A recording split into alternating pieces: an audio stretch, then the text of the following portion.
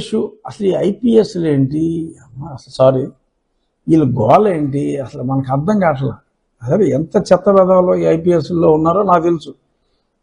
ఒకటి నన్ను తీసుకెళ్ళాడు, ఇక్కడికి వచ్చి ఒక ఐపీఎస్ ఒకటి తీసుకెళ్ళాడు, ఇంకో ఇద్దరు ఐపీఎస్లు ఫాలో అయ్యారు.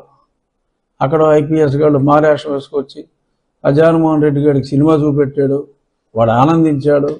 ఇవన్నీ జరిగిపోయినాయి. అంచేత నాకు there are few IPS officers who have to be respected, no doubt. But పనికిమాలిన వాళ్ళు ఎక్కువ అయిపోయారు. సో అందుకనే మరి ఒక 9 మంది ఆఫీసర్లని, ఒక 3 ఐఏఎస్లు, 6 ఐపీఎస్ని తీసివేయటం జరిగింది ఎలక్షన్ కమిషన్. ఎలక్షన్ కమిషన్ కేవలం ఎవడో కంప్లైంట్ ఇచ్చాడంటే గుడ్డుగా తీశారు. వాళ్ళు కూడా రిపోర్టులు తెప్పించుకుంటారు. రాష్ట్రంలో ఒక election commissioner, state election commissioner ఉంటాడు. అతను కూడా ఒక ఐఏఎస్ ఆఫీసరే. ఆ రిపోర్టులు తీసుకుంటారు, అవన్నీ చూసే మారుస్తారు. మార్చారు. ఎలా మార్చారు? ఈ డీజీపీ కడపరెడ్డి గారు, సిఎస్ కడపరెడ్డి గారు కూర్చుని ప్యానల్ తయారు చేశారు. ప్యానల్లో ఒక ఐపీఎస్ ఆఫీసర్, ఎప్పటి నుంచో పోస్టింగ్ లేని వాళ్ళు, సో వాళ్ళ పేరు ఒకటి పెట్టి, ఇంకొక ఇద్దరు ఎస్ఐ నుంచో సిఐ నుంచో ఐపీఎస్లుగా ప్రమోట్ అయిన వాళ్ళని ఒక 2 పేర్లు పెడితే ఆ సీనియారిటీ ప్రకారం ఆ ఒక్క పేరే సెలెక్ట్ అయ్యేలాగా వాడికి ముందే చెప్పి, ఇదిగోనాయా నీకు ఇలాగ పోస్ట్ వస్తుంది, నువ్వు జాగ్రత్తగా ఉండాలి. ఎందుకంటే వాళ్ళు పెద్ద సీరియస్గా తీసుకునే టైప్ కాదు. నాకేం భయం లేదు, ఐపీఎస్లు కస్సులు పుస్సులు అంటే నా బొచ్చు, నేనేం ఫీల్ గాను. వేసుకోండి, కోర్టులో వేసుకోండి, అసోసియేషన్ పెట్టుకోండి. నన్ను ఒకటంటే మీ పోలీసు వాళ్ళ మీద నాకు 100 అభియోగాలు ఉన్నాయి. అందరు పోలీసులనే నేను అంటలా, బూట్లు నాకే వాళ్ళనే అంటున్నా. బూట్లు వేసుకోండి, బూట్లు నాకండి. ఇది ఎవరు నాకుతున్నారంటే చెప్తాను, లిస్టు కావాలంటే చెప్తాను. మీరు మీ లిమిట్స్లో ఉంటే మేము మా లిమిట్స్లో ఉంటాం. ఓకే, నేను ఒక ప్రజాప్రతినిధిగా చెప్తున్నా. సో ఇక్కడ క్లియర్గా చెప్పాల్సింది ఏంటంటే, ఏదో ప్యానల్ తయారు చేశారు ఇద్దరు, సిఎస్ గారు, డీజీపీ గారు, ఇద్దరు కడప వాస్తవ్యులే. ఇద్దరు వాళ్ళకన్నా సీనియర్స్ ఉన్న, వీరికున్న ఎక్స్పీరియన్స్కి, స్వామి భక్తికి, వాట్ ఎవర్ ఇట్ ఈస్ ఇచ్చారు. సీట్లు, మంచి పోస్టులు ఇచ్చారు. వాళ్ళు ఏదో ప్యానల్ వేసి ప్రతి దాంట్లోనూ ఇద్దరు ప్రమోటివ్ ఆఫీసర్లు, ఒక సీనియర్, ఇప్పుడు దాకా పెద్ద పోస్టింగ్లో లేని, పెద్ద చురుగ్గా లేని. ఇందులో ఎవరన్నా ఒకటి ఎవరో చురుగ్గా ఉంటే ఫీల్ అవ్వకండమ్మా. బట్ ఓవరాల్గా మరి ఏం చేస్తాం, అలా అనాల్సి వస్తుంది. కంప్లైంట్ ఇచ్చుకోవచ్చు, నో ప్రాబ్లం.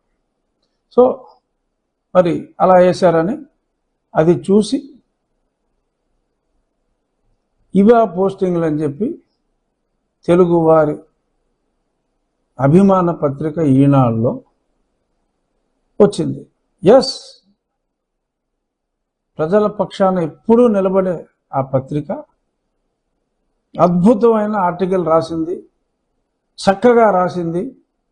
ప్రజల తరపున వార్తల్లో రాయవలసిన అవసరం ఉంది కాబట్టి, ప్రజలకు జరుగుతున్న అన్యాయాన్ని ప్రశ్నించవలసిన బాధ్యత ఈనాడుకు ఉంది కాబట్టి, అలాగే ఆంధ్రజ్యోతికి ఉంది కాబట్టి వాళ్ళు ప్రశ్నించారు.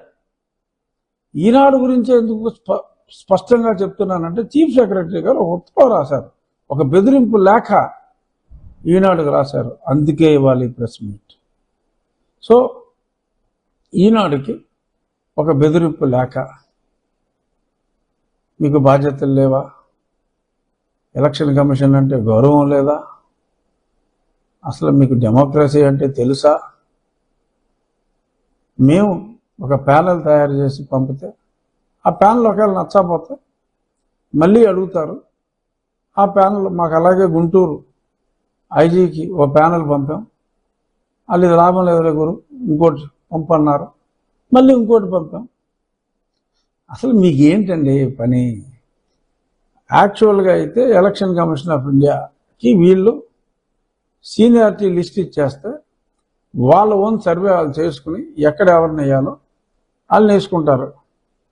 సరే, ఐ థింక్ వాళ్ళు కూడా మరి ఎందుకు అడిగారు, ఎలక్షన్ కమిషన్ని ప్రశ్నించకూడదు అని కూడా ఏమీ లేదు. తప్పులు అక్కడ ఉండేది వ్యక్తులు కాబట్టి ఏ వ్యక్తి అయినా తప్పుకి అతీతుడు కాదు. ఆ పోస్టులో ఉన్నంత మాత్రాన పునీతులు car. We have every right as a citizen, we have every bloody right to question. ప్రధానమంత్రి గారినే క్వశ్చన్ చేస్తారు లోక్పాల్కి వెళ్ళి. తప్పేమీ లేదు. తప్పు జరిగింది అనిపిస్తే ప్రశ్నించకపోతే నువ్వు పుట్టుకే దండగ నీకు. సో ప్రశ్నించాలి. సో ఆ ప్రశ్నించే క్రమంలో ఈనాడు ప్రశ్నించింది.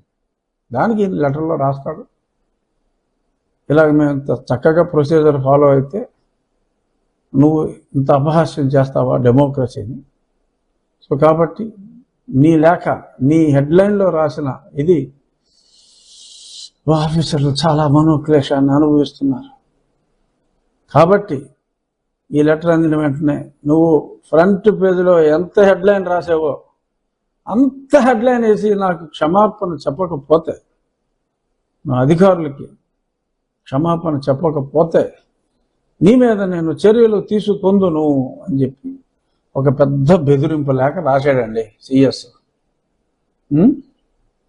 ఇది ప్రజాస్వామ్యం. దీన్ని మరి రెడ్డి స్వామ్యం అంటారా, ప్రజాస్వామ్యం అంటారా? మళ్ళీ అగైన్ ఐఎమ్ టెల్లింగ్, చాలామంది నాకున్న మిత్రుల్లో హైదరాబాద్లో 70% రెడ్లే.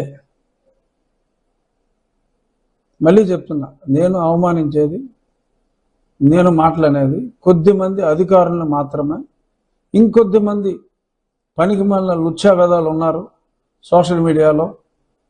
జగన్మోహన్ రెడ్డి గారి సోదరుని కూడా నువ్వు నీ తండ్రికి పుట్టలేదు అని చెత్త రాసేంత నీచపు వ్యక్తులు ఉన్నారు.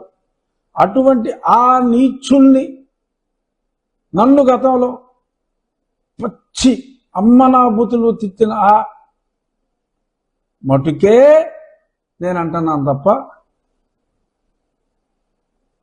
నేనెంతో గౌరవం ఇచ్చే కులం రెడ్లు. కొంతమంది రెడ్లు కాని వెధవలు కూడా రెడ్లుగా చాలామంది అవుతున్నారు. అటువంటి వారికి నేను గౌరవం ఇవ్వను. అన్ని కులాలు గొప్పవే. నీ కులంలోనే నువ్వు నీ కులం గురించి గొప్పగా చెప్పుకో. వేరే కులానికి ఎందుకు నీ పేరు పెట్టుకుని మాట్లాడుకుంటాం? ఇది ఎవరిని ఉద్దేశించి అన్నానో వాడికి అర్థమవుతుంది. అందరికీ అర్థం అవ్వాల్సిన అవసరం ఏమాత్రం లేదు. మళ్ళీ పునరుద్ఘాటిస్తున్నా, రెడ్లంటే నాకు గౌరవం, రెడ్లంటే నాకు గౌరవం, రెడ్లంటే నాకు గౌరవం, నిజం రెడ్లంటే నాకు గౌరవం. So again coming back to Jawahar Reddy గారి లెటర్. అయ్యా, మీ బెదిరింపులు ఉడతోపులకి ఎవరు ఇక్కడ భయపడే వాళ్ళు లేరు. కోర్టుకు వెళ్ళండి, పరువు నష్టం దావా వేసుకోండి, ఏం వేసుకుంటే వేసుకోండి. చేసిన తప్పు తప్పే, అందులో ఎటువంటి సందేహం లేదు. పీపుల్ ఆర్ విత్ ఈనాడు. మీరు ఎన్ని దొంగ కేసులు పెట్టుకోండి, బట్ నిజాన్ని నిర్భయంగా రాసే ఈనాడు, ఆంధ్రజ్యోతిల వెంట జనం ఉన్నారు.